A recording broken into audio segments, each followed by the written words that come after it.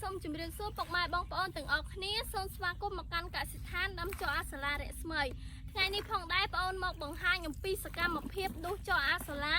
វិចខ្ចប់ជូនបង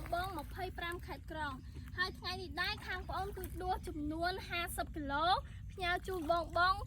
25ខេត្តក្រុងហើយសម្រាប់ពូជចោអាសាឡាខាងបងប្អូន1គីឡូត្រឹមតែ3000រៀល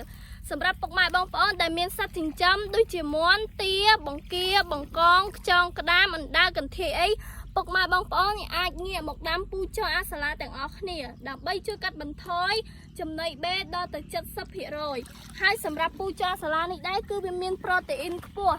ទៅដល់23%វាជួយឲ្យសត្វបោះបង់ស៊ីទៅធំធាត់លឿនធន់នឹងជំងឺនិងមានសុខភាពល្អហើយមួយវិញទៀតសម្រាប់ពុកម៉ែបងប្អូនដែលត្រូវការពូជចោអាសាឡាយកទៅដាំខាងបងប្អូនក៏មាន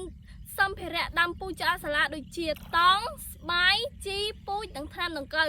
ហើយសម្រាប់ពុកម៉ែបងប្អូនដែលកំងពុកម៉ែបងប្អូនអាចឆាតមកតាម page ឬខលមកតាមលេខទូរស័ព្ទហើយវីដេអូបងប្អូនថ្ងៃនេះក៏មានតែប៉ុណ្ណេះឯងសូមជម្រាបលាសូមអរគុណ